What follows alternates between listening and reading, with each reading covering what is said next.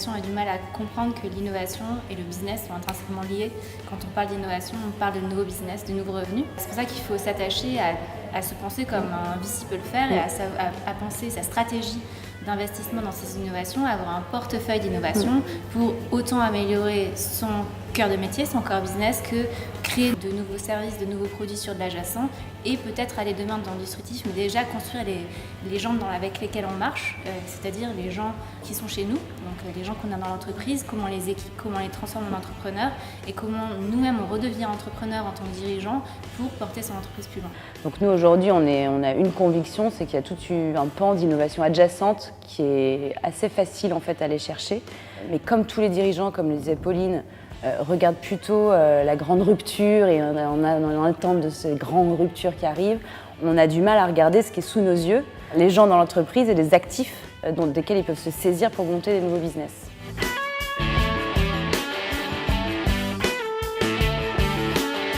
Donc il faut qu'ils comprennent aujourd'hui que leur job, leur nouveau job, c'est de bâtir ces capacités entrepreneuriales à l'intérieur de l'entreprise, et que ça passe par le fait de donner les moyens à ceux qui sont entrepreneuriaux, aux profils entrepreneuriaux dans ces boîtes-là, d'agir. Donc il faut qu'ils donnent des moyens d'action et que ça fait partie à part entière de la sacro-sainte transformation digitale et que c'est le nerf de la guerre.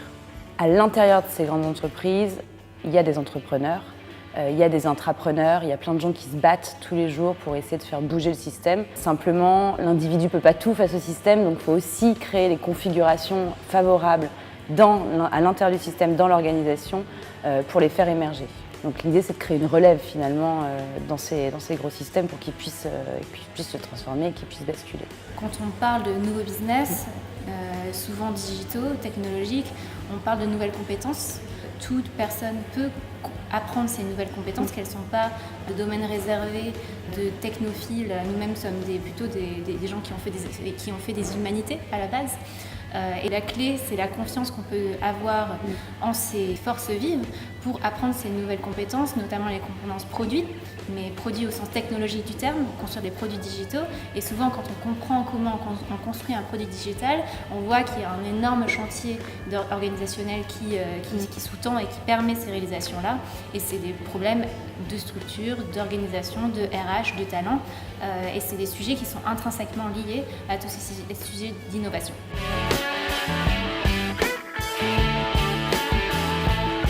Il faut vraiment sortir des organigrammes, c'est-à-dire qu'il faut arriver à faire sortir les gens de leurs fonctions, c'est-à-dire de ne pas voir simplement des ressources humaines comme des ressources, mais comme des humains en puissance, qui ne se limitent pas à leurs fonctions, qui peuvent acquérir de nouvelles compétences parce que l'humain par défaut apprend. On a souvent de très très bonnes surprises. Il y a une tentation aujourd'hui qui est de dire on va demander aux managers de désigner les gens qui vont être la relève et qui vont être les entrepreneurs et les bâtisseurs de demain. Cette tentation-là, elle est très dangereuse parce qu'en réalité, des désignés volontaires, des entrepreneurs volontaires qu'on a désignés hiérarchiquement dans les entreprises, il y en a plein.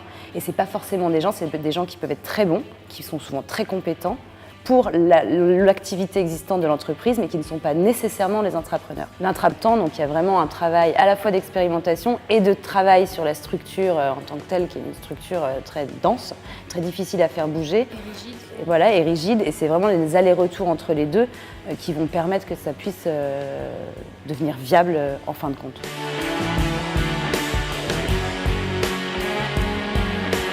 À notre époque, c'est se leurrer, c'est de se mettre le doigt dans l'œil que de penser que le technologique est réservé aux gens qui ont fait de la technique en fait.